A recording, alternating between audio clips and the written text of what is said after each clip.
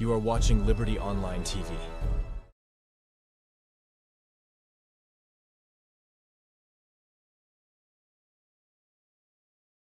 I think currently I have a thing for Vicky Remo.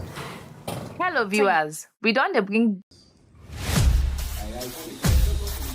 Country like Salon also every decision they touch the life of plenty people. One program they bring the voice of the people to the heart of politics. This na politics and the people. The program where they give the power to the people, explain the truth, and bring the leader them close to the citizen them. Real discussion, real voice them, real impact. Join the debate and make them hear your voice. Every Tuesday, 8 p.m. na you platform where they turn up for the truth and civil engagement. Only on Liberty Online TV. Let me talk about politics. Let me talk about people.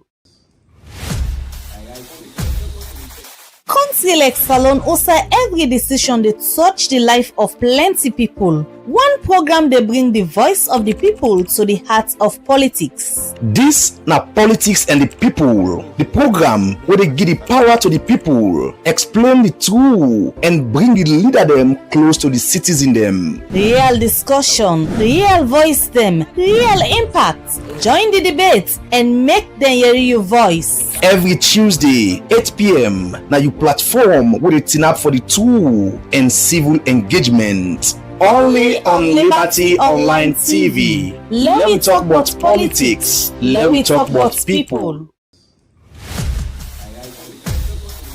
Country like Salon also every decision they touch the life of plenty people. One program they bring the voice of the people to the heart of politics. This na politics and the people. The program where they give the power to the people, explain the truth, and bring the leader them close to the citizen them. Real discussion, real voice them, real impact. Join the debate and make them hear your voice. Every Tuesday, 8 p.m. na you platform where they turn up for the truth and civil engagement. Only on Liberty Online TV. Let me talk about politics. Let me talk about people.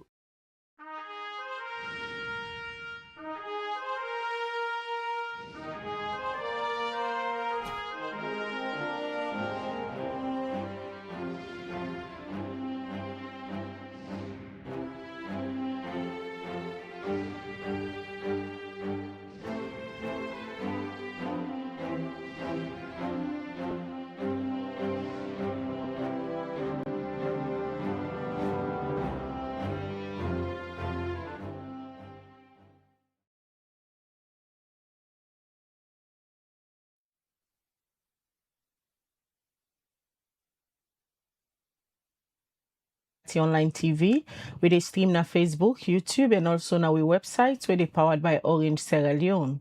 We will they bring this edition of the breakfast show come to you this Monday morning. My name na Khadija Bangora. And Mina Mebel Kaba, good morning. Today na Monday, the very first day of December 2025. And inside this edition of the breakfast show today, we don't look at different aspects and we get to do with the latest MCC scorecard. Well, today we can hear from the MCC themselves, where they can tell we how then they get some data, the two new indicators, them where they add na Salon scorecard. You they can know how they add and they waiting and they look for grade the country them. All of that you they can know inside this edition of the breakfast show. Well, this and other story them, they na the program for you this morning. Plus, we go get latest updates from the Sierra Leone Police. As people can remember, every Tuesday, they can all a press briefing for inform member them of the public, but the latest findings where the police get, we get for do with crime, we get for do with security and self as we all know the police, now the law enforcement agency, we get the responsibility for ensure say, then join other relevant authority them for fight against push.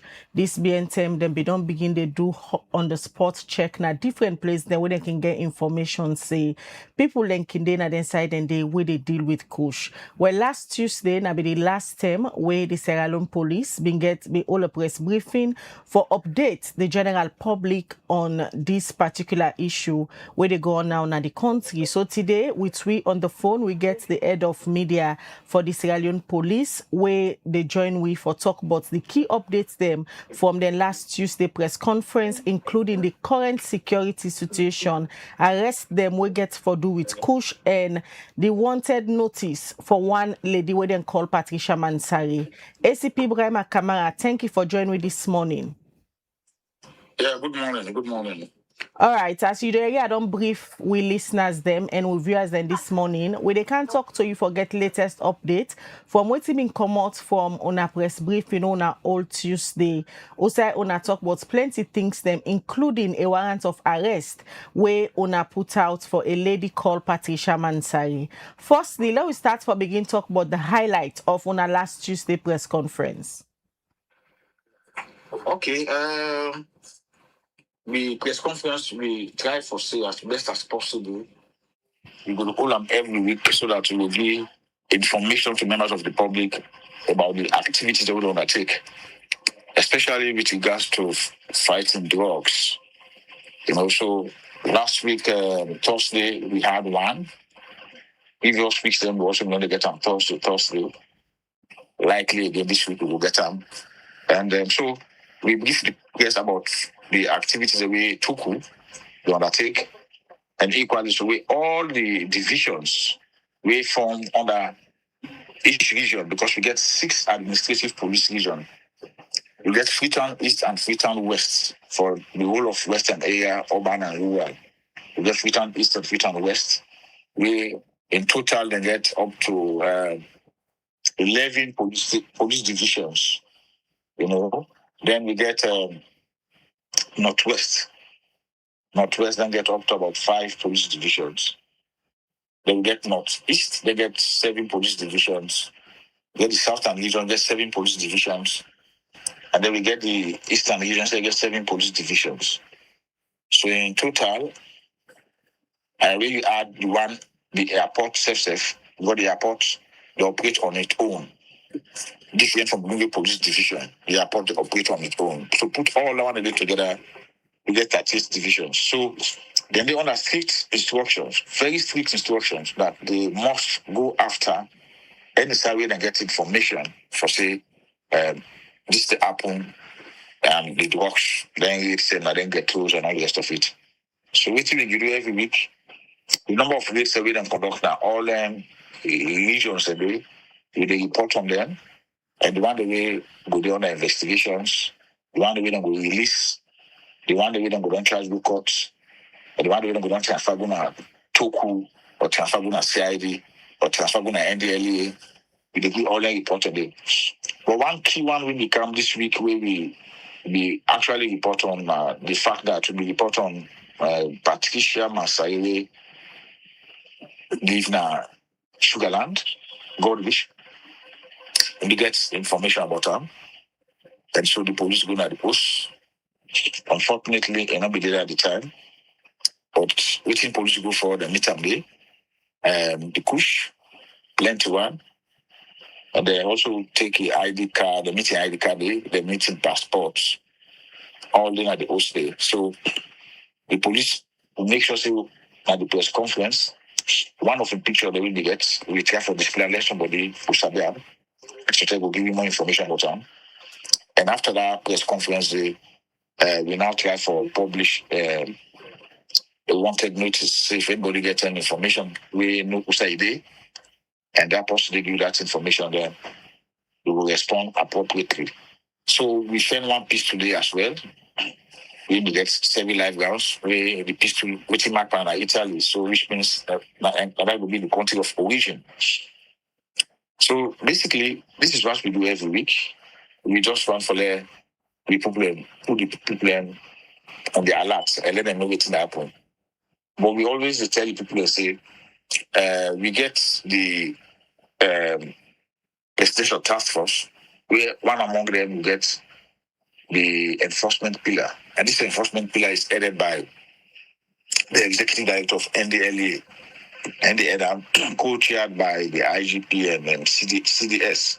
Then get the operations then they do, we then get the ISLAF as part of them. But that notwithstanding, we also get Toku on their own. They say they conduct they do the same work, they fed the drugs, And then we get the police divisions really under regions. They come to analyze them. They say they do their own. But the one they won't report on are the one way the police they undertake on their own, especially the one they do at the divisional level, and then collate at the region and send them to the police headquarters. So now that's so far. And all the investigations when they go on small, and then the one the way at the end of the day reach the threshold for level charge, will be charged and go court and try as best as possible to go prosecute them. So that's the update, really. SCP, on Patricia in case, is it that he not been there at all or he escaped upon arrival of the police?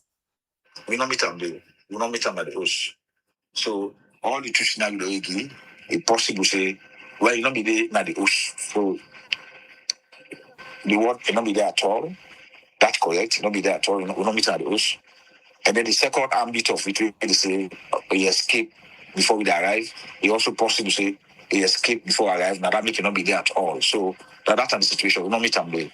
But we go inside the place and the information we get, say, the team waiting inside there. We really meet him inside there. We meet the kush inside there and then we take all our exhibits and then taking passport we left, taking pistol in at the host day, inside and together with the ID card. How long Patricia be done there under the police radar before una go so na in place? No, that one covert information. Covert information, you don't let them out. What we don't do overtly, we go to the host, that one will tell the public. But whatever we do covertly, that one is not for the notice of the public, because otherwise it gets a prejudicial effect to the investigations. But we get the information, we acted on the information, and the information will be a good food. SCP, una display Patricia in picture and also in passport. Una allege say una gonna in house meet plenty kush and also a pistol and declare wanted. Waiting exactly the police go show aside this picture in passport and the pistol and kush where una meet na in house for allege say this lady where una don't declare wanted mix panenka and crime there so for maybe import kush or import firearms come na salon. That the issue is that we get information say it a deal with kush. And we're going to also meet the kush too. So that is okay on the side of the police because that's what we do before and we meet them there. And additionally, you're not supposed to get firearms. If you want to forget himself, if you go to small arms, we will do registration. But we will work on our the ballistic aspect of it, we work on that. We'll meet firearms there as well. So the law tell you say you not forget them, you not forget firearms. Then the law also tell you say if you get firearms, at least forget them lawfully. Then the law also tell you say you not forget kush as drugs. You not forget my possession. And when you talk about possession, someone is will pass you inside pockets. No. For as long as you get the oath, it did a possession. I get the motor car. They said my possession as well. You understand? So now that happened. Now in us, I don't meet the kush, I don't meet the pistol, and fair enough, we also meet in passport day where the social healing day, and we meet in ID card day. This particular post where the police go search, una meet any other person there apart from Patricia where una be they look for any other residents and be there? Well, me not obtain that details. I'm not obtaining that details. I only pay attention to the fact that they go to Patricia house, they meet kush, they meet pistol, they meet the ID card, they meet the passport. But I not pay attention to the other details, whether people were there, I'm not there. So now that's not the situation. SCP, this particular individual, Patricia, where una the allege say get dealing with kush and self firearms where una meet na in house. Is they on the run now? Whose step where the police don't take for trace him and arrest him? The first step we don't take way now legitimate step where they conduct investigations, especially of this nature. Somebody will try for evade justice. I for put out warrants for that person and declare wanted, especially where we very well know say the person they on the run as you said. So that step they don't alert not only the other police officers, but they don't even alert the citizenry and any other boss will tap his alone. Even after alone. Say this person, then the investigator for drugs, but in order for give himself up for let the investigations continue.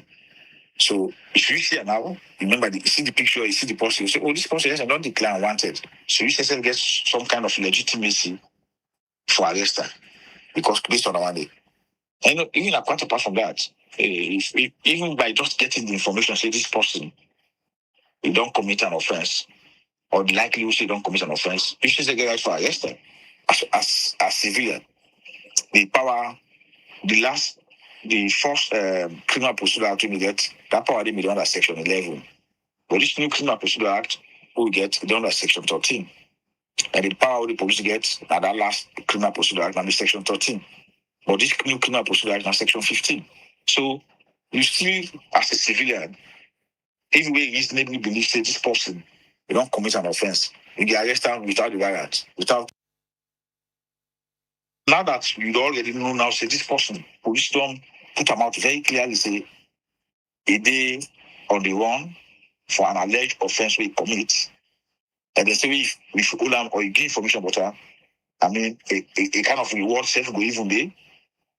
It's justifiable for anybody see them some side and say, oh, now the Patricia this way the police declare wanted. So these are the big step we don't take, and that's not the genuine step we don't take. We at least wait for April for there. We get at this person way. We look at when a Patricia Masarin. Any other suspects and they will link to the case of Patricia? Yeah, even if they will not disclose them because they tell well. Why should we conduct investigations? We begin to let out so much information. Not to say the council can declare, if you can't say that this is not the evidence we get. Which is the evidence we can discuss. And for us provide superficial information to the public. Let them say we are transparent and we will do this, we will do that. But whatever party or whoever when a party, because in law we get what we call parties to a crime. We get the one the way we play parts before, during, and after. They all get a different names that we call them per law. So the one and we no need for them to become a public and put them out, especially if we're not able to lay hands on them. If we're not able to lay hands on them, it's far better we will not begin calling them by names and say like this or like that. But whilst we investigate the try for know if you get any kind team way to work with, and then we'll begin to say yes, not this, or yes, now down they do the after. Down the day, the tendency will do for making themselves pull out. And by the time you know, you don't lost sight of them. We don't want for lost sight of them. We want for still for make sure say we continue for do the job the best way possible so that the one the way responsible somehow will be then come to justice. ACP, how many arrests una don't make recently of people who na suspect say na kush importer them? Well, the categorization in terms of importers, that one will be done by Toku based on the investigations. It will be done by Toku, the Transnational Organized Crime Unit. From the point of view of public relations, we generally say we don't make a number of arrests. So those categorization now will be done by the Transnational Organized Crime. I not source that information from them for telling me, say, these ones are importers, these ones are distributors, these ones are retailers. I have not sought that information. Waiting I seek for acquire from them are the fact that they've made some arrests, and those arrests made are the one that I informed the public about. All right, quickly before you left, waiting at the progress where una don't make in terms of investigation and also arrest of main suppliers and the network of the Kush. What I would say basically now that we therefore continue for push the guy who we don't take, we will push on. We will therefore continue for follow that trajectory so that at the end of the day, youthful population, we go able to protect them. It's possible to say me picking out they take the drugs for now. It's also possible to say me fumble and also be with somebody directly related to me not they take them. It's possible. But it's equally possible to say at some point, if we not get total control, then one day the future say no they take them, then we have enough for take them. So that kind of thing they go round and round and round. Till you can't follow on your foot. And they give you terminal where you not get even the power for even stop them because the person becomes so addicted. So which they say across the board, whoever you be and wherever you find yourself, let me continue for elite, and let me continue for help each other and help the security sector for threats. This kind of manage all the threats in our society. It's a very big fight all over the world, but a very big fight, drugs issues. So one for continue to call on members of the fourth estate, people that they are professionals, wherever than they, schools, colleges, homes, communities, they will all come together. Like this kind of push show, all the push show. We are for say many times to members of the public, they are really cooperating. And they are all their success that they make, I don't want to lie. The public, they really try. Me, I wake up in the morning, I put my phone on, I go on WhatsApp, you see number of messages people will send to me. I will take all of them, I send them to the team, and the team they act on them. And then people always send information, and they come back and tell me, say, hey, officer, we'll not serve you personally, but we'll get you line. But that information we give you, we see policeman and can really carry it and then can arrest. So that is so say we the work. We the work symbiotically, we support them, necessarily support me, and things they happen. So now that kind of line we want for continue for say, wherever you find yourself, sometimes you know readily sometimes even then careless conversation or sometimes friendly conversation. You get information the way you say this information, police need them. Not keep them to yourself. Send them to me. Call 117. Call 900 for the police when are free. Pass that information and let we all will work on them for clean this country of whatever mess we somebody want for create. Understand? So that I would say, Khadija, we not say they do our own job as members of the fourth estate because each and every time now we get time for engage. We want to do for engage, and they want to do as well. They for put out information way good for members of the public. So everybody's playing their own part. We are playing our own, like they play our own part. We play our own part. The members of the public say they play their own part, but let me not stop. Let me continue for play with part that we play, so that one time now we will say, Salon, we don't go back to that level we did before we can't begin the able push, can't begin the able time at all, can't begin the able other things then. We, if it's not a substance, we not good for the system. We get the potential for destroy the youthful population. All right, many thanks. ACP Kamara, we talked to we this morning for give updates on Osauna Day now on various investigation and arrest them when I don't make concerning people who they suspect say get and for do with the kush importation of the country. Well, that's not the head of police media, ACP Brahma Kamara, where they update the public on a particular suspect where they allege say they're gonna in us. They meet plenty kush they and save a pistol and other things them. But according to the police, this person they on the run will make them put out a warrant of arrest for her and then display in picture and in passport number to the public in case any member of the public see this particular individual where police say in name Patricia Mansare for let them go report him to the police so that police go bring her in for investigation. This is the breakfast show where they watch live on Liberty Online TV. All right, so remember, say you say for the Wadi Show can ask you question, make you comments regarding the thing that we will discuss at this edition of the Breakfast Show. Earlier, we tell you now say one pan the thing that we can't talk about again. Now the program this morning, we can hear from the MCC, when at the Millennium Challenge Corporation, and they can't tell you exactly how then the work forget the data we then can publish every year. We can show the performance, pan country the indicators them, where they can assess them on well. For can talk on the work with the MCC they do, especially the scorecard where we talk about this morning at the Breakfast Show. It's a pleasure to have you here this morning, Steven Grudda, the country director for MCC. Good morning. Good morning. Pleasure to be here. Yeah, it's all us. So let's just start by getting some clarifications when we talk about the scorecard. I noticed the recent scorecard, a lot of concerns regarding the indicators that you added. We'll come to that, but let's just qualify. Firstly, let's know, in terms of the countries, how do they get qualified to be on a scorecard? What do you look for a country to be on the scorecard? Right. So the scorecard has about three things that we're looking for. One is, passing more than half of the indicators.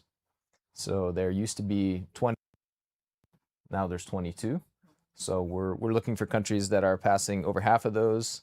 Then on the new scorecard, there is one indicator in particular,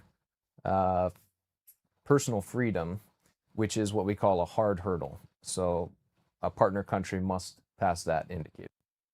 Then there are two other sort of hard hurdles where you have to pass either one or the other. It's control of corruption or government accountability. So that's what we call the control of corruption and accountability hard hurdle, and you have to pass one or the other of those. So half overall, personal freedom, and either control of corruption or government accountability. Once those benchmarks are met, you've passed the scorecard, and you're now in a category where the board of directors can consider selecting you for a new compact. All right, Steven, we'll come back to analyzing the various areas around the scorecard, but let me take you back to the MCC generally. For viewers who may not be familiar, what exactly is the Millennium Challenge Corporation, and how does it work with partner countries like Sierra Leone? The Millennium Challenge Corporation, or MCC, as we call it for short, is a federal program of the U.S. government. So we're in the executive branch, and we are working with partner countries around the world who are improving in their governance, investing more in their people, and we partner with those countries through a very intensive process to determine what are the biggest barriers to economic growth, right? So we want to focus on economic growth in our partner countries, creating opportunities for partner country citizens and for American citizens to do more business in a partner country. And so we've worked with countries all over the world, but many of them in Africa, and actually many in West Africa. And we have what we call threshold program, which is maybe a 10 to $50 million type of program. It's a 5-year program. And then we have compacts, which are maybe $100 million to $500 million programs that really focus on some of the heavy infrastructure. And so the compact is actually a very strong agreement. It's a treaty between the United States and Sierra Leone, and with all partner countries, that spells out exactly what the United States is prepared to pay for, and what the partner country is prepared to pay for, and which reforms they're going to take on as well. And so these documents are public documents. These are on the MCC website. They are available for anyone to review, but we are a program of the United States government working here out of the U.S. Embassy in Freetown to support economic growth in partner countries.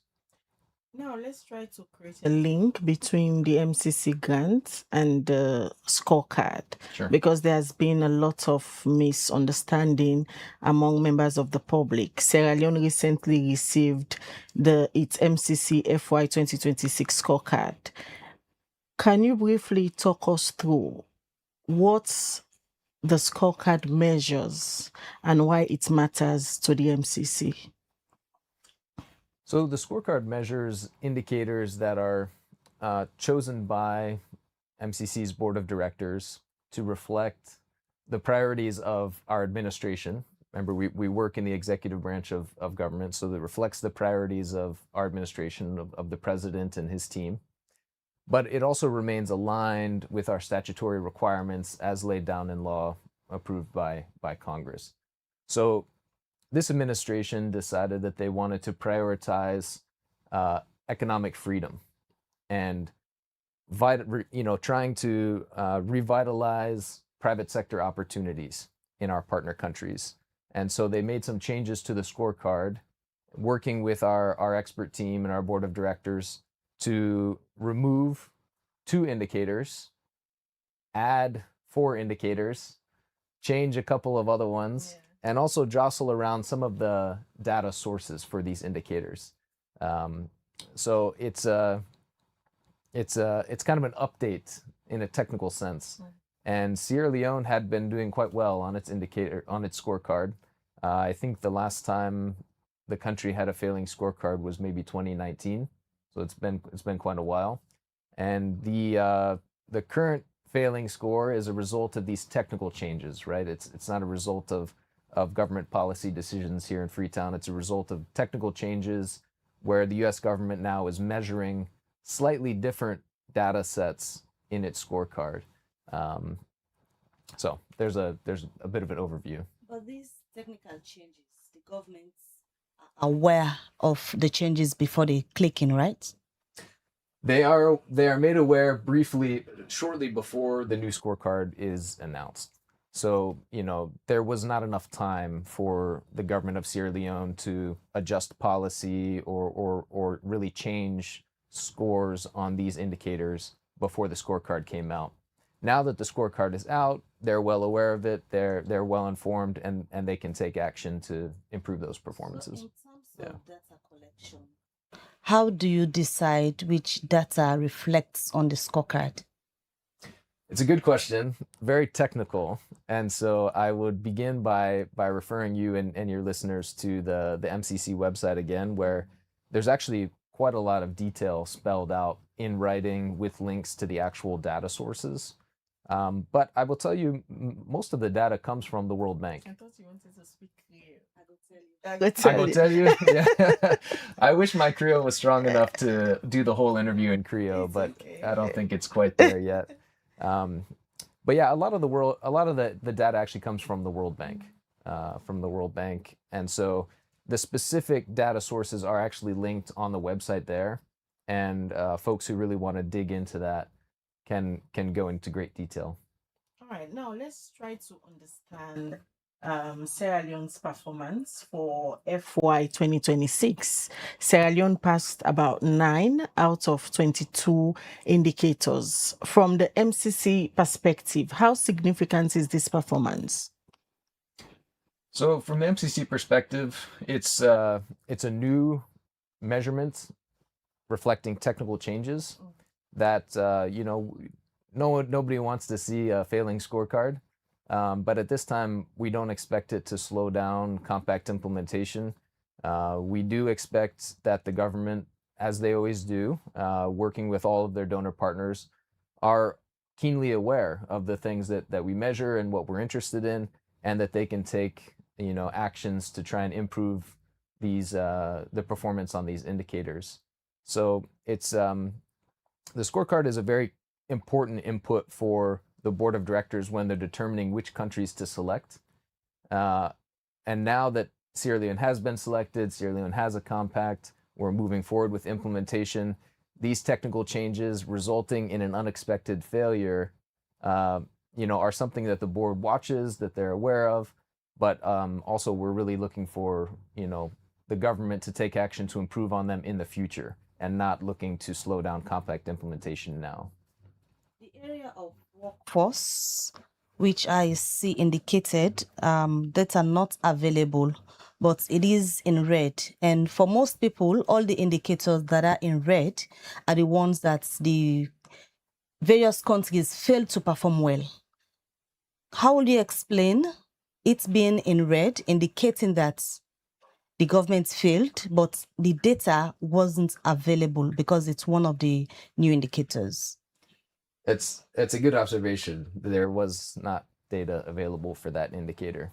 And so I think the MCC team would like to see data available for that indicator moving forward. So that one may be a good opportunity for the government to seek out the data and make sure that it's being conveyed to the institution, or for the institution itself to also realize that this is important information to be measuring in Sierra Leone. So it's difficult for them to say that Sierra Leone is passing when there's no data. And so if there's no data, I think the default becomes failing for now. Hopefully more data comes. One of the major challenges for Sierra Leone has been government effectiveness and also the control of corruption indicators, which is a hard hurdle. We must accept that it's very hard. And why is this indicator so central to the MCC eligibility?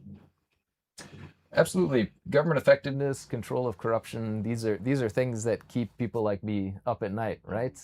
Because we are trying to steward hundreds of billions of dollars of US taxpayer money, right? And this is US taxpayer money that instead of being used to fix roads and telephone poles and everything back home, we are bringing to Sierra Leone to work with this country to build economic opportunities for Americans and Sierra Leoneans here.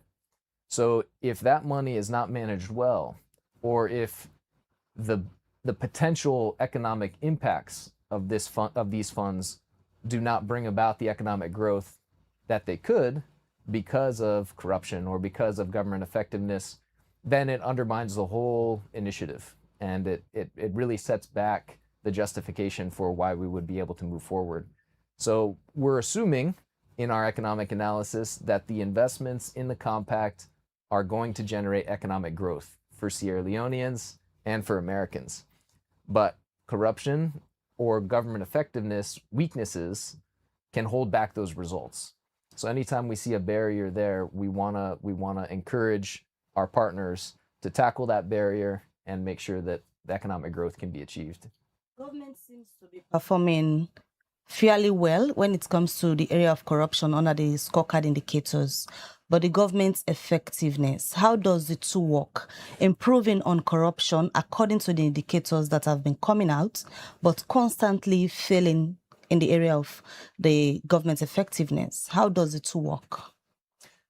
Right. I would refer you to our indicator experts in DC, and we can follow up with that question in writing if you'd like. But generally, you can think of the two differences as government effectiveness being, kind of service delivery and being able to follow through on the public services that citizens are expecting. And then control of corruption has to do with public funds not being misappropriated for other reasons. So there are some countries, unfortunately, where control of corruption is quite high and government effectiveness is quite low. There are some other countries where control of corruption is quite low, but government effectiveness is very high. So it's they're not measuring exactly the same thing, although you're right to point out that both are important.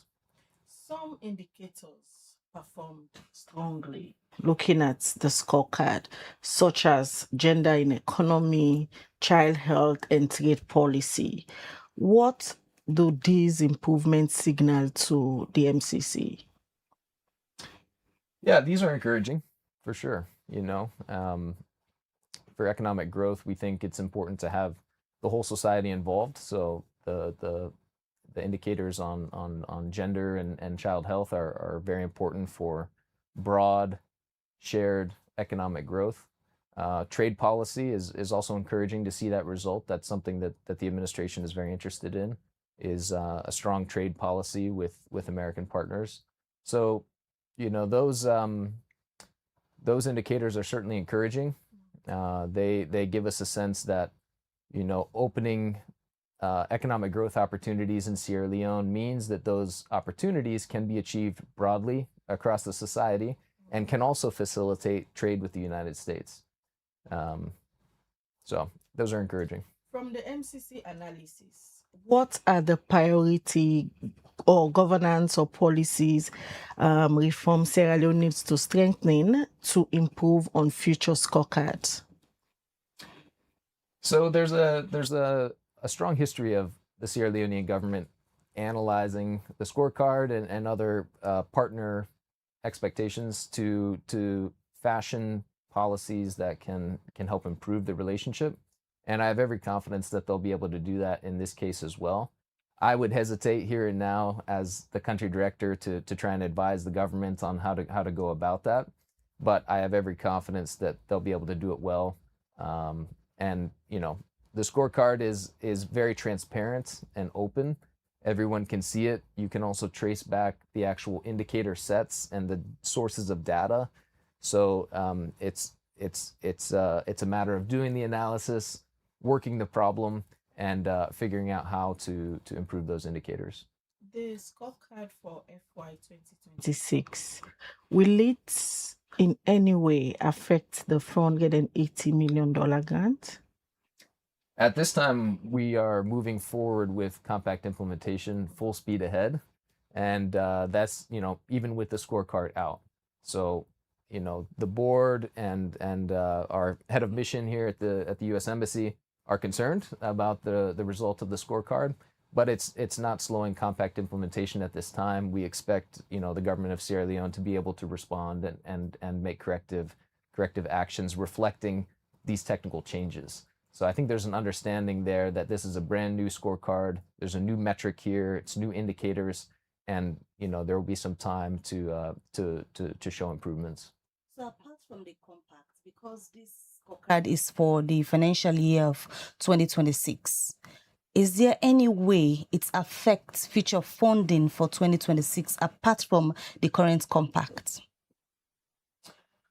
So I would hesitate to speculate too far in the future about what our board of directors or congressional stakeholders or head of mission at the U.S. Embassy might determine. Assessment to verify whether a country is capable to have a compact or any other supports, and it's for the year 2026. So if the performance is not encouraging, there must be a concern regarding the support for 2026. Does it affect the support in any way? So yeah, just for clarification, by U.S. Financial year calendars, we're in fiscal year 2026 right now, and that started at the end of September, beginning of October, and we're proceeding with compact implementation. So as I've said, the compact is something that, or the scorecard is something that we would like to see improvements on, but there's an understanding that these are technical changes. And so we're proceeding with compact implementation at this time in fiscal year 2026. We don't anticipate it to slow down the funding for the compact. What may happen in the future beyond fiscal year 2026, I can't say for sure, but we don't anticipate an impact during this fiscal year. Earlier, I asked about the indicators that has to do with control of corruption and government effectiveness. Year in, year out, these two indicators are weak. What is preventing Sierra Leone from making significant progress in these areas? Well, that is a detailed question down in the data somewhere. But I will say that these indicators are essentially reflections of competitive performance between Sierra Leone and other peer countries, right? So this MCC scorecard is measuring peer countries to Sierra Leone, and passing an indicator means that they're performing better than 50% of their peers. In this case, with the World Bank's measurement being low-income countries. So among low-income countries, Sierra Leone is either performing better than 50% or worse than 50% on these indicators, and that's where the red and the green comes from. So even if Sierra Leone is improving greatly on control of corruption or government effectiveness, or if they're getting worse on those indicators, the passing and the failing is reflecting whether they're doing better than their peers.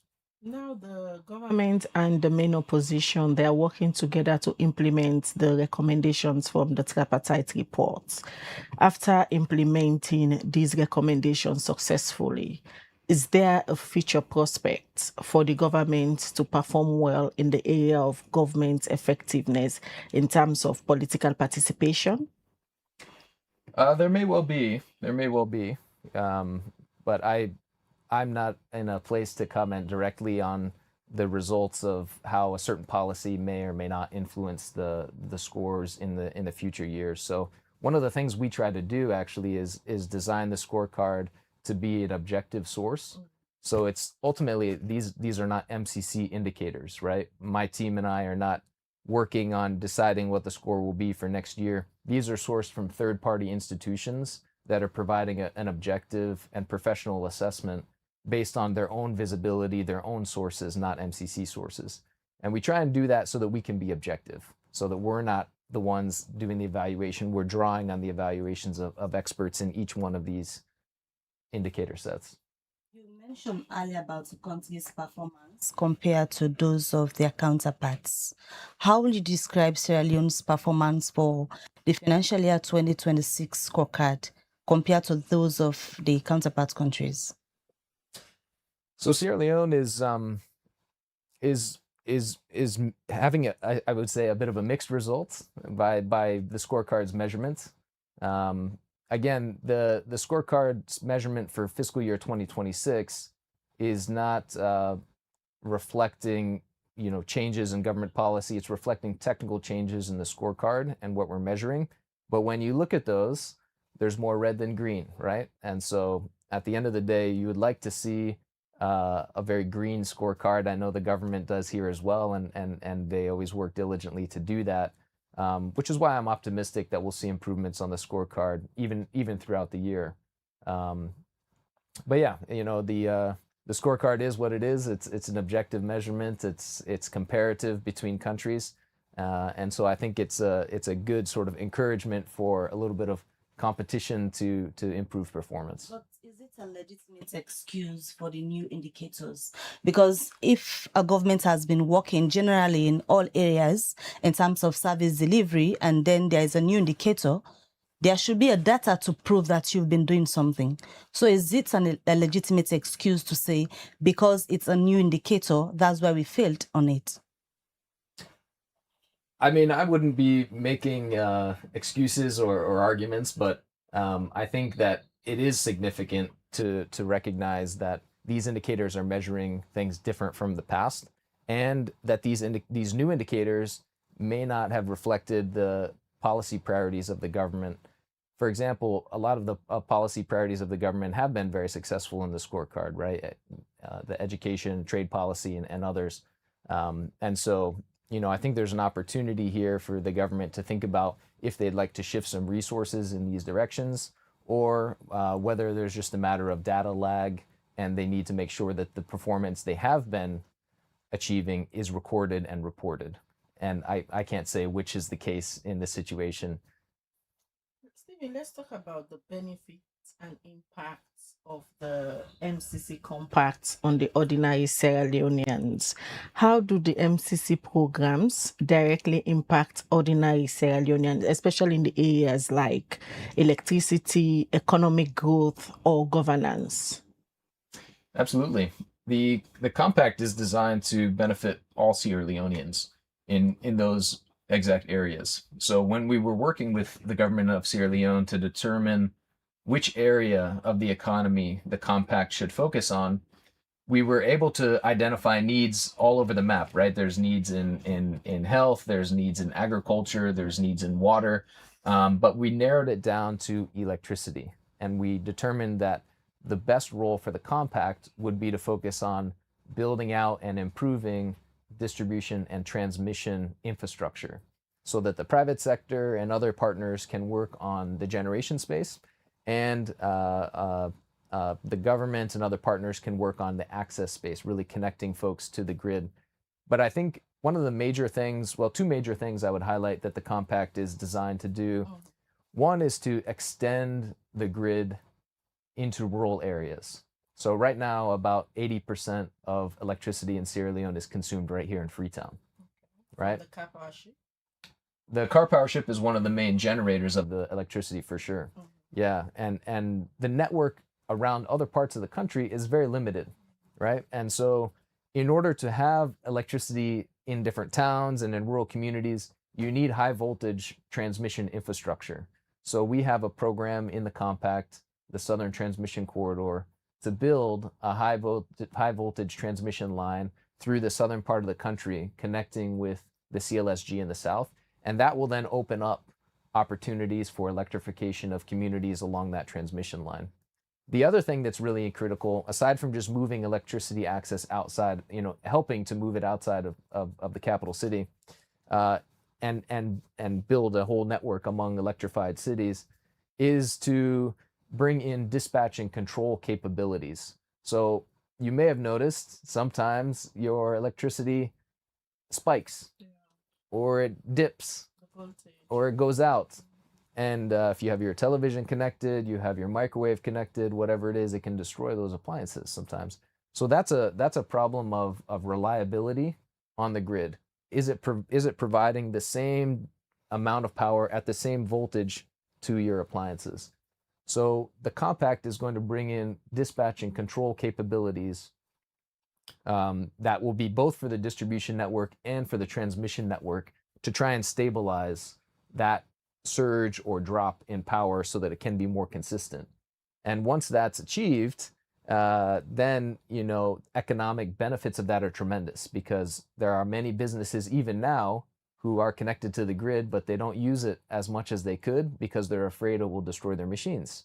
So they use generators still. Once that dispatch and control capability is there in a national way, the stability of the power becomes much more reliable. And part of doing that is putting information and communication technology throughout the entire grid. So in that respect, almost anywhere that there are electricity lines in Sierra Leone, the MCC compact will be there at some point. Some of these things, they are not just one-off. It's a long-term partnership with the government of Sierra Leone. And in as much as you're implementing the compact, you have some certain stages. You have to sit down and look at some of the reforms and the commitment level from the government of Sierra Leone you are in a partnership with. What are the MCC's expectations from the government of Sierra Leone in terms of continued partnership or in the area of reform commitment? It is a partnership, and that's very important. And in many respects, it's a medium-term partnership. So when you have strategic planning for national infrastructure in particular, you have short-term needs, you have medium-term needs, and you have long-term needs. And what we've tried to do with the compact is to tackle some of the very complicated and expensive medium-term needs. So I know everyone is eager for the compact to have construction underway and progress underway, but it's important to remember this is not a short-term solution, it's a medium-term solution. And so you're absolutely right. The preparation is extensive to be able to do these large national scale transmission, distribution, infrastructure projects. And so we're in that preparation process now. And we're in a very sort of interesting time period where we've signed the compact, but we've not yet entered into force. And the entry into force is what begins the 5-year clock, as we so to say. Well, that's kind of the question. So to give you a sense of how the timeline works, my team and I do not implement the compact, right? We fund the government of Sierra Leone to hire a team that is then going to go implement the compact. Our team will help coach and do quality control. That team will be governed by a board of directors. That team's not yet been hired, right? So we're in the recruitment process now for the executive team, and actually you should see soon public advertisements for procurement director, communications director, and finance director, and we would encourage folks who are interested to apply to those. But that team then is going to take up the procurement of design consultants to finalize the designs for the infrastructure. And you need some time for that design work to be completed before you enter into force. Also, before you enter into force, government partners in MCC compacts need to satisfy conditions precedent. So these are agreements that we made in our compact that are public for everyone to go in and review. And in Sierra Leone's case, the government and the United States government agreed on five conditions precedent. So one is the operationalization of an independent collection account. The government is working on that now. We hope to see a procurement on the street soon. The other is adoption of a sector policy roadmap that was developed during compact development to identify what you were talking about earlier, short-term, medium-term, long-term policy reforms, which ones the compact is going to do, which ones other folks are going to do. It looks like a long road, Steven. It is an important road to take and to travel well, because again, these are not immediate solutions. These are medium-term solutions for the well-being of Sierra Leone, well beyond this compact. And so, yeah, the preparation and the timeline is important. So based on your projection, is 2026 possible? I think 2026 at this point we're in December 2025, so Yeah. I think that one is unlikely. If we can do it, great, But I think probably 2027 is more likely for the entry into force, and again, a big part of that is to make sure that the government can complete these conditions precedent, but also that the design and preparation work for the compact can be completed in a proper way, so that the infrastructure during that 5-year time period is completed. If it's not, at the end of that 5-year time period, the American team goes back, and the Sierra Leonean government is responsible to finish all those programs without the funding. So the Trump administration changes did not affect this compact in any way, because initially for some people, their excitement got dampened when the Trump administration took over and made a lot of changes in terms of support to countries like Sierra Leone. So it did not affect this compact at all. That's right. Other than the timeline, I think, the Trump administration took some time to really understand this compact, as they did all compacts. And after the review, they gave us the approval to proceed with implementation without any modification. So they said, okay, that compact, get back to work. And we were delighted to receive that approval from the administration. And so that's what we've done, is to resume implementation, to get this executive team hired, to get the procurements out the door, all of the paperwork and the legal work to move this programming forward resumes. And it's as agreed in the compact documents that are publicly available to everyone. The government of Sierra Leone also made a commitment to pay part of the money to ensure this is done. How would you describe their cooperation so far, be it financially or ensuring that what needs to be done from their own end, they comply? How would you describe their performance? The government contribution in this compact, I think, is very important, because if you just look at MCC rules for compacts, Sierra Leone was not required to make a government contribution. So the government did this voluntarily. And that to us is a very strong signal of their commitment to this program and of their commitment to the partnership at large, is that they are committing $14.2 million to the program.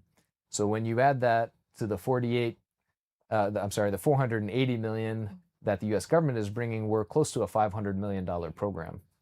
Now, that aspect of the agreement, as well as every other aspect of the agreement, needs to be followed through with, right? The United States needs to honor its commitments to the agreements. Sierra Leone needs to honor its commitments to the compact. And the country contribution is one of those. And so we are still looking for how that will materialize. We're still very early in compact mobilization. We weren't expecting it to be completed by now, but that is looking at a very important contribution to the infrastructure component of the compact. So it's, right now we're in kind of startup administrative support period, and the infrastructure is coming later. But we would like to see, some good progress on the country contribution and really know that that's going to come to fruition. Steven, is there a risk that Sierra Leone could lose momentum or fall behind in the implementation of this 480 million compact if the government stall behind in their own commitments? That's certainly a possibility. That's certainly a possibility. That would be a discussion between the U.S. government and the Sierra Leone government, trying to understand the situation at hand with regards to the country contribution. But yes, that's certainly a possibility, is that, if the government is not honoring the agreement, that we would be very concerned about that and want to see corrective action. So now that you've made it clear that the government's commitment towards this program is very essential, and we've been seeing government programs stalling because of funding, because of finances, and even the budget that was laid in Parliament last Friday. The public is concerned with some areas of increment in certain sectors.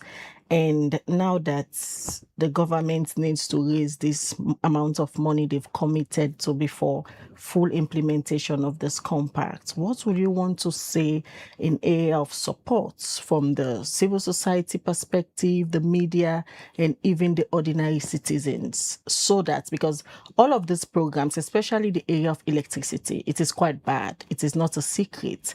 And the citizens will benefit eventually if Sierra Leone has a reliable electricity supply. So how will the citizen rally behind government to prioritize this commitment so that when the US government brings its own commitment, Sierra Leone will be ready to meet halfway, implementation will commence?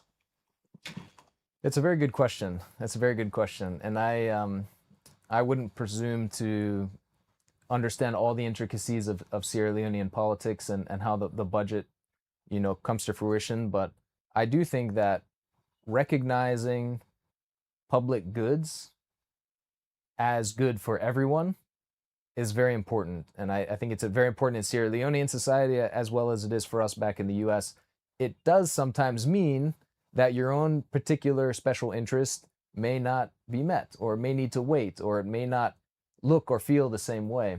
And so I think that sense of patriotism and that sense of duty greater than oneself, greater than just the benefit that I can see in my particular community, but thinking of the national good, the public good that the infrastructure represents, I think, more of voicing that patriotism, voicing that perspective of national unity, and expressing support for budget initiatives that deliver on public infrastructure, even if they're not delivering necessarily for your specific community. You might live in a very rural town that's not going to be connected to the grid, but you can still recognize the national benefit. And if you can encourage and affirm that patriotism to your public representative, I think the budget process can be much more constructive.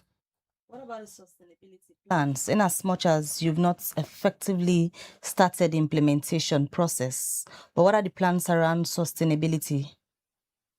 Sustainability is one of our key concerns in all MCC compacts. As I mentioned earlier, we're stewarding a large amount of taxpayer dollars that we've taken abroad rather than keeping at home.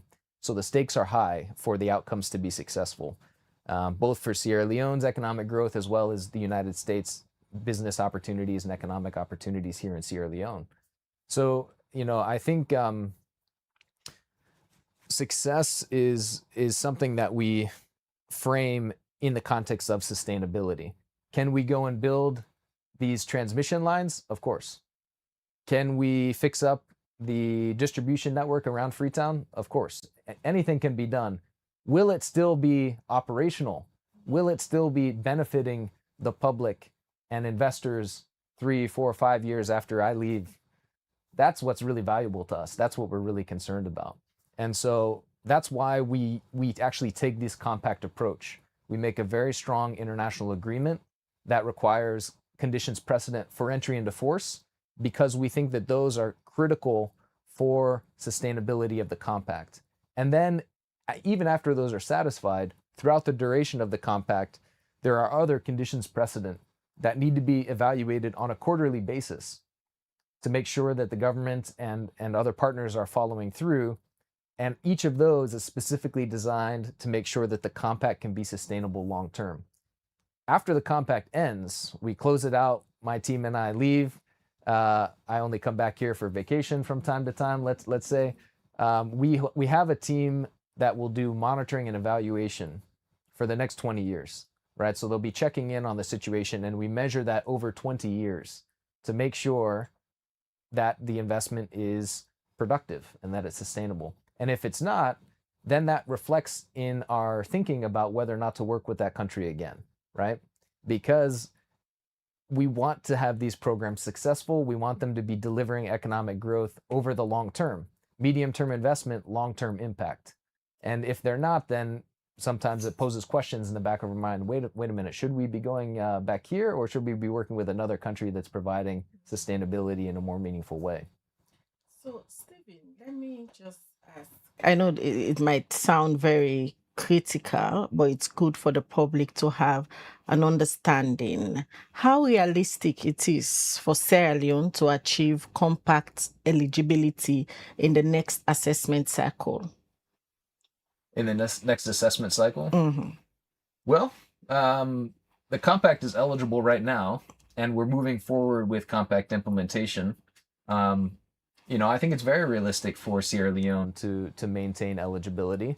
I think it's never something that is stagnant, permanent forever. It's always a reflection of a productive, collaborative partnership between the United States and Sierra Leone. And if our partners are starting to drift away from the commitments that we have in the compact, then we start to express concerns.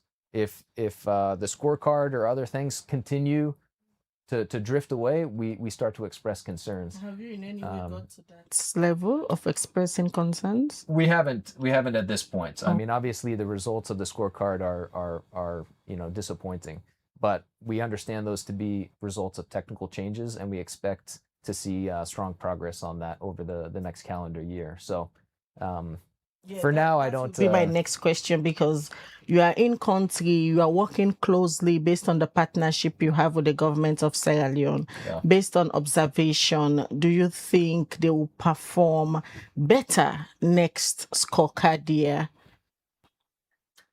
I certainly am optimistic. Yes, this government has been very successful on the scorecard and on making improvements. And I think that they have another opportunity to demonstrate that here and now, because these are new indicators. And so it can show, their continued ability to make improvements. So yes, I am optimistic. I'm an optimist by nature, and I think you have to be when you're tackling these challenges. That's improving the electricity grid in Sierra Leone is just difficult for all parties involved. MCC is an important part of the strategy. We're not the whole strategy, but it is it's a hard thing. And so I want the public to remain hopeful and optimistic, but also engaged, right? And helping their community leaders, their leaders in parliament, pay attention to what is necessary for us all to achieve this goal together. And so I think we can, but I'm under no illusions that this will just be an easy effort. So it means the assessment is on now for the next scorecard, especially for the new indicators. For sure. The assessment is always ongoing, and there are key moments where there's more analytics being done or there's more interviews being done. But we don't just rest and unengage, right? We always remain engaged with our partner countries.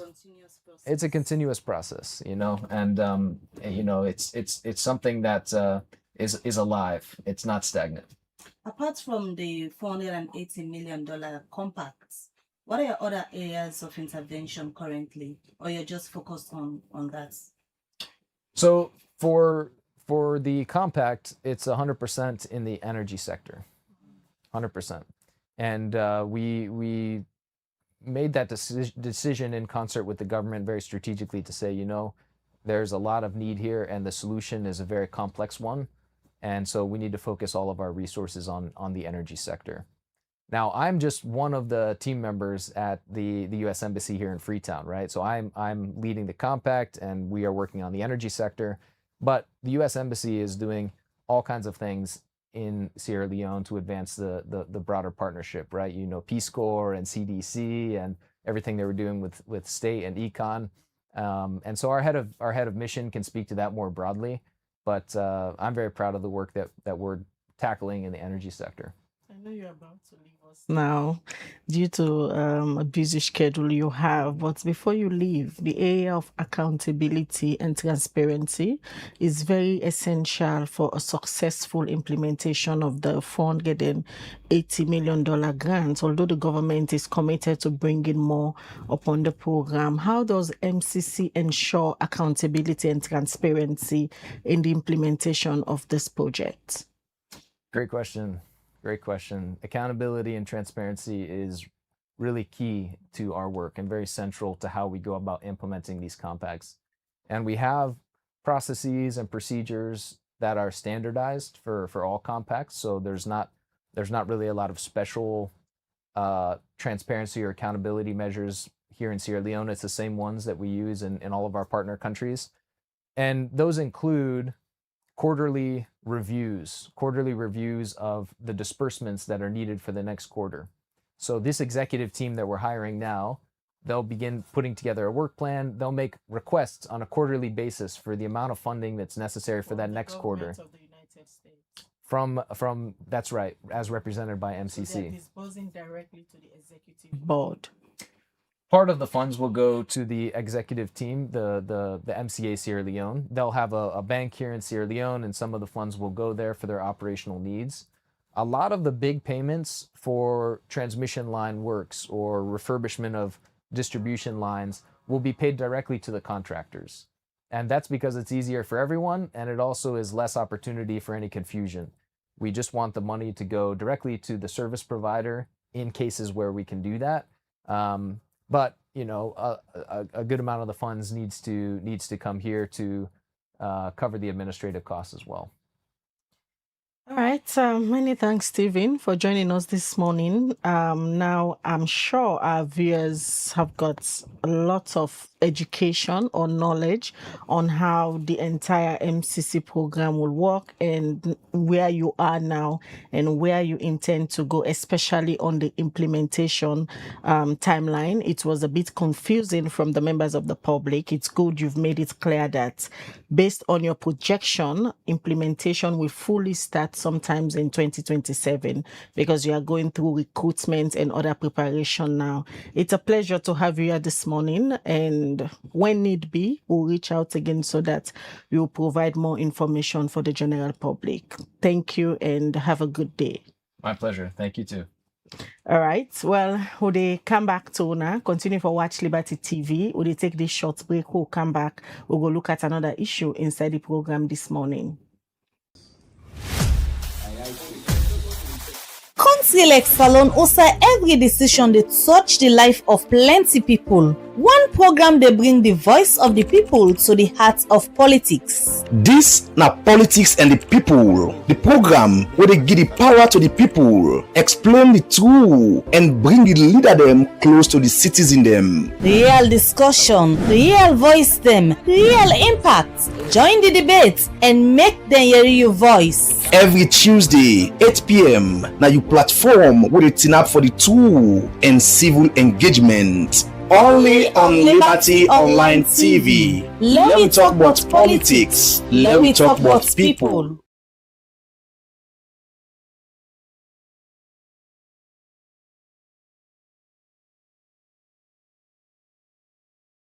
These are the 16 days of activism, and this year theme they talk about Unite for End Digital Violence Against All Women and Girl Picking Them. We make Liberty Online TV together with Orange Foundation and the Embassy of Ireland na Saloon. Want for make you know say all app get safety setting. Use them, block, report, restrict. Not to sign say you weak. Now tool them for make you survive na the digital world. Teach you paddy them, teach you picking. Digital safety, na digital strength. This message they come to you from Liberty Online TV with support from Orange Foundation and the Embassy of Ireland na Saloon.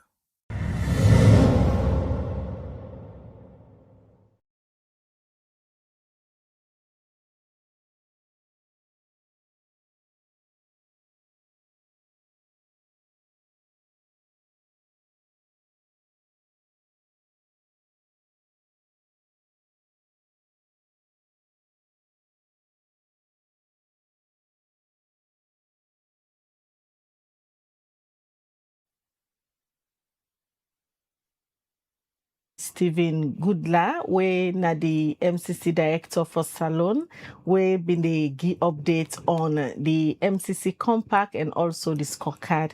Well, according to Ram, it say based on in projection and the preparation where they on now, then go begin full implementation inside 2027 because then get for ensure say then do recruitment and prepare so that then go able for implement the $480 million compact to the US government. They support the Salon government with especially in the area of electricity. Where they continue the breakfast show where they come to you live from Liberty Online TV, where they stream na Facebook, YouTube, and also now a website where they powered by Orange Sierra Leone. They look at another issue. All right, let me just quickly go to court and get an update from what's happening at court as we reporter Mariatu Bangura go updates we. Magistrate Augustine Brahima Samura, at the Magistrate Court number 8, don't send 38 years old accountant and engineer Mohamed Jabati and 24 years old Samuel Mosima na High Court. Where police been alleged saying, inside September this year na Lomleaf return, then 2 accused here with other people the way police not know, beat Kelly Kamarate in die. We make, then 2 accused here been tina before Magistrate Augustine Brahima Samura for answer to 2 counts charge them. We get for do it, conspiracy to commit murder and murder contrary to section 1 of the Offence Against the Person Act and Death Penalty Act 2021, Act number 6 of 2022. And then 2 accused have been said and guilty where the courts been give the charge to them. D. Kenda, P. Koroma, M. Masakoy, and A. Samba na been the defense lawyer them for this case. Magistrate Augustine Brahima Samura don't send them 2 accused na high court for trial and end up say all 2 for the police custody till the trial starts. For Liberty Online TV, Mina Mayatu Mbangura the report.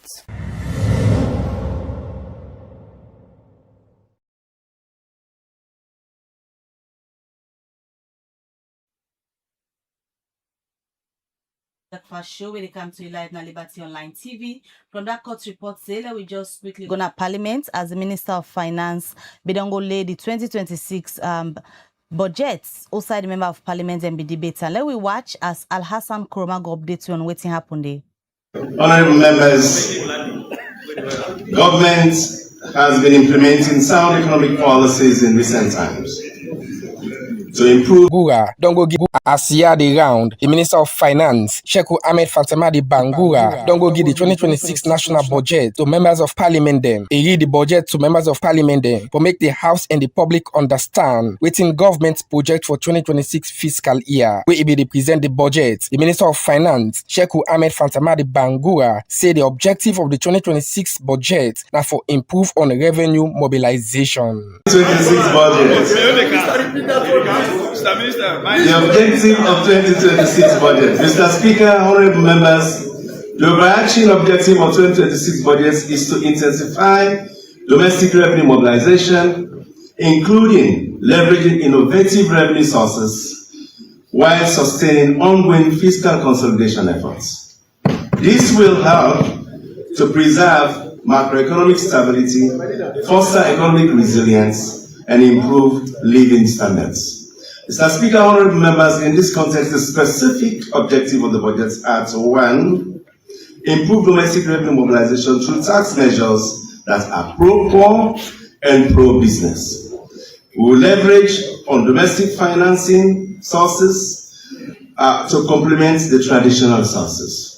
But waiting at the total revenue where government collects inside January to September 2025, the Minister of Finance, Sheku Ahmed Fatemadi Bangura, explained. Honorable members, total expenditure and net lending for 2026 is projected at 30 billion millions, which is 16% of GDP. Of this amount, recurrent expenditure are projected at 21.7 billion, which is 11% of GDP, and capital expenditures and net lending 8.4 billion, which is 4.5% of GDP.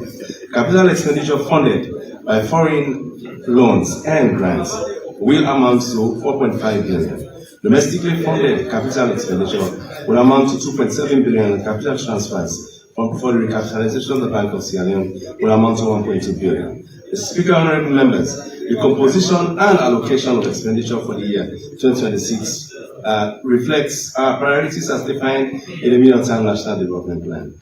Wages and salaries. Mr. Speaker, honorable members, The government wage bill is projected at 7.9 billion leones, which is 4.2% of GDP in 2026, compared to the estimate of. They continue say the total money within the project for 2026 now 30 billion leones. Mr. Speaker, honorable members, government has been implementing sound economic policies in recent times to improve the living conditions of our people. These policies have yielded positive results. Inflation declined sharply, reaching single digits since April 2025. The exchange rate has been stable, and the domestic treasury bill rate has fallen to sustainable levels. Sectoral policies have also contributed to resilience of the economy. In particular, the Feed Salon program has led to increased domestic food production, contributing to improvements in food security situation in the country. Mr. Speaker, honorable members, the unprecedented levels of global uncertainty and shift in global cooperation in 2025 are posing threats to economic stability and sustainable financing of development priorities in low-income countries. This situation calls for robust macroeconomic policies to mitigate the impact of these challenges. In this regard, I am pleased to report that the government has reached staff-level agreement with the International Monetary Fund for the completion of the combined first and second review under the extended credit facility by the Executive Board of the IMF. Sheku Ahmed Fantamadi Bangura end up say then design the tax policy measure for protect poor people them, support local business and address concerns them about the environment. And he say government will introduce all them policy measure they are inside 2026 fiscal year. For Liberty Online TV, Al Hassan Koumadi report.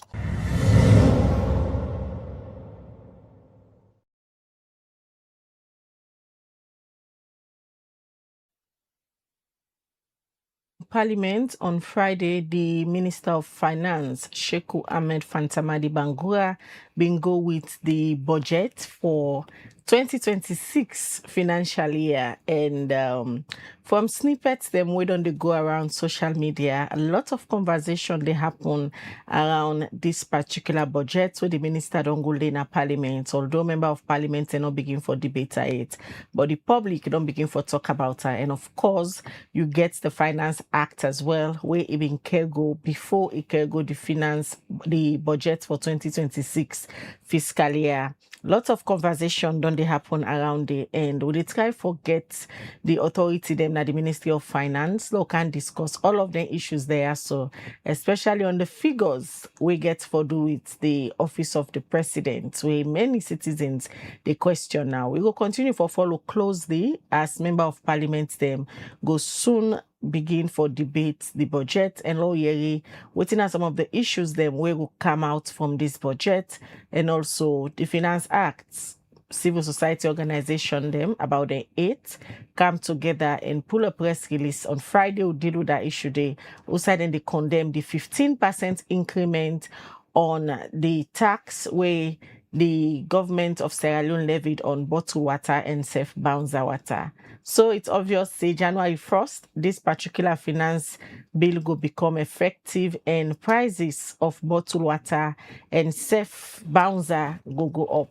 And this is not a concern from the civil society organization them, especially when they say people only buy bouncer water, not a luxury, because the country they get water crisis. So if they increase this particular amount, it's obviously the service provider themselves go increase the amount where citizens them get for buy this water.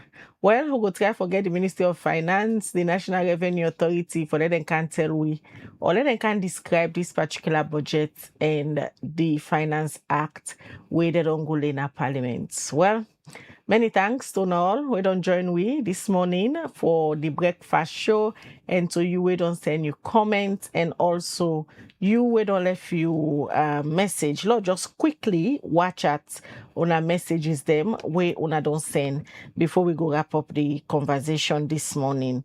And earlier we'll be there with the director for the Sierra Leone MCC program. We give a lot of clarification on whose side and they now in terms of implementing the MCC compact. They make them very clear, say that they prepare now, and the preparation will lead them on to 2027, where then go begin full implementation.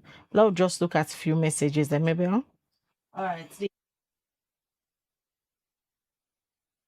Sylvanus Harding, he said, to know who Patricia connected with, I may like the police to check the NCRA as her ID card was apprehended for more details on her mobile number that will lead the police through the mobile companies who communicated with her before police get to her premises. And this gets to do with the Patricia lady where the police on declared wanted because then go catch gunner in house with life rounds and also kush materials them.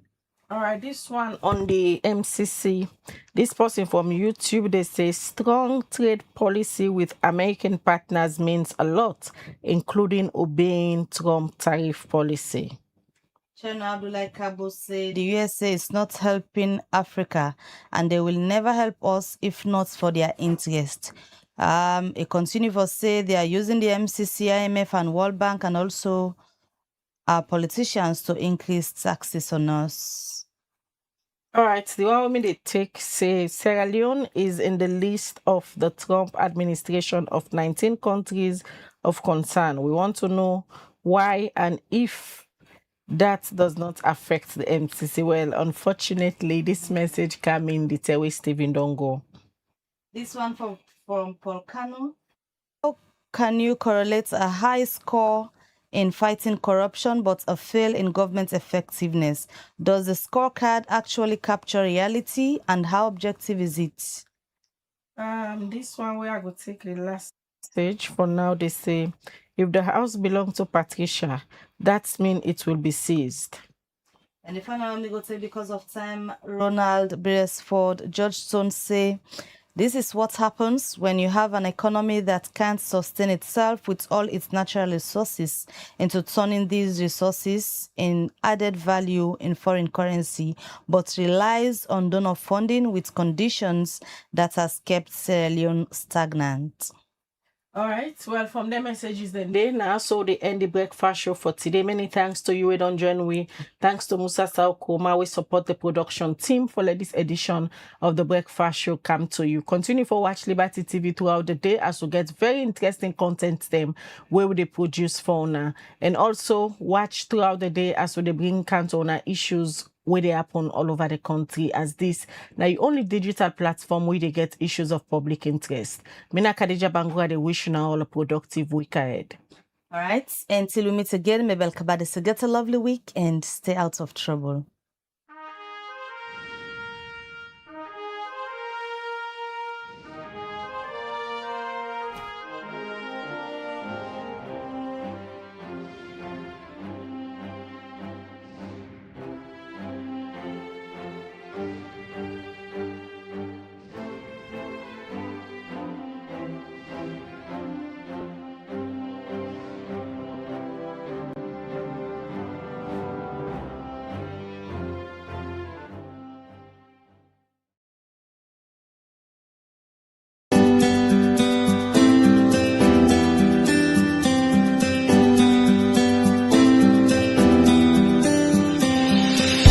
At Farmos, freshness isn't just a promise, it's our way of life. From raw and smoked catfish to kanya peppers, beni, rice and gari kanya and natai. From premium crayfish, ogiri and fufu to smoked chicken, fresh eggs from the farm to the fridge, country chicken and garden fresh vegetables. Try our habanero pepper, gari, hot pepper sauce, pure honey and so much more. All locally produced, organically grown, harvested fresh every day, and hygienically processed. A fresher taste, healthier foods, stronger communities. Farmos, fresh from our farms to your home. Visit Farmos at 140 Drive Hill Station, Freetown. Call +232 74 000044.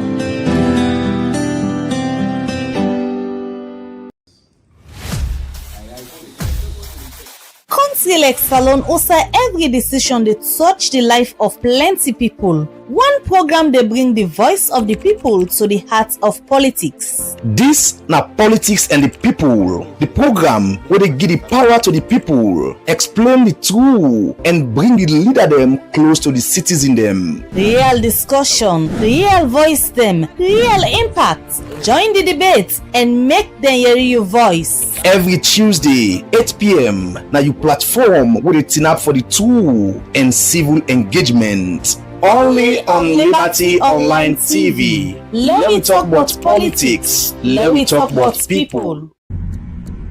Term them like this, where politics they shape with future, career they define we path them, and the economy they touch everybody in life. Big thank you to One program where they ask the hard question them and so bring the answer them close to you, face to face with the movers and shakers. The voice them will matter, the issue them will count. One time per week, one big name, one big issue. One-on-one on Liberty Online TV. Every Friday, 8 to 9 p.m. with Khadija Bangura. One-on-one, only on Liberty Online TV.